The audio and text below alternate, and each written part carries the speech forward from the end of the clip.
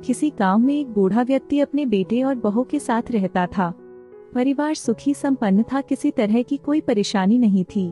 बूढ़ा बाप जो किसी समय अच्छा खासा नौजवान था, आज बुढ़ापे से हार गया था, चलते समय लड़खड़ाता था।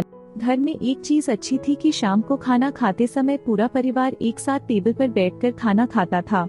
एक दिन ऐसे ही शाम को जब सारे लोग खाना खाने बैठे, बेटा ऑफिस से आया था, भूख ज्यादा थी सो जल्दी से खाना खाने बैठ गया और साथ में बहू और उसका एक बेटा भी खाने लगे। बूढ़े हाथ जैसे ही थाली उठाने को हुई, थाली हाथ से छिटक गई, थोड़ी दाल टेबल पे गिर गई। बहू बेटे ने घृणा दृष्टि से पिता की ओर देखा और फिर से अपना खाने में लग गए। बूढ़े पिता ने जैसे ही अपने हिलते हाथों से खाना खाना शुरू किया तो खाना कभी कपड़ों पे गिरता, कभी जमीन पर।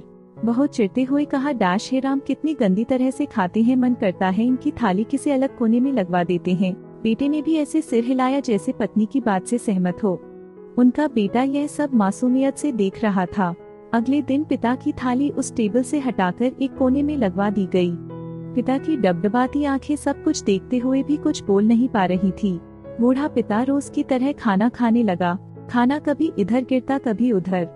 छोटा बच्चा अपना खाना छोड़कर लगातार अपने दादा की तरफ देख रहा था। माँ ने पूछा, क्या हुआ बेटे, तुम दादाजी की तरफ क्या देख रहे हो और खाना क्यों नहीं खा रहे? बच्चा बड़ी मासूमियत से बोला, डैश माँ, मैं सीख रहा हूँ कि वृद्धों के साथ कैसा व्यवहार करना चाहिए। जब मैं बड़ा हो जाऊंगा और आप लोग बूढ़े हो जाओगे तो मैं भी आपको इसी तरह कोने में खाना खिलाया करूंगा।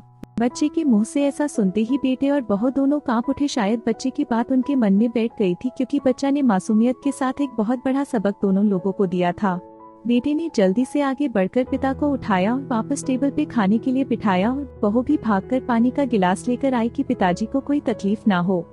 इस कहानी से शिक्षा मिलती है कि माँ बाप इस दुनिया की सबसे बड़ी पूंजी है। आप समाज में कितनी भी इज्जत कमा लें या कितना भी धन इकट्ठा कर लें, लेकिन माँ बाप से बड़ा धन इस दुनिया में कोई नहीं है।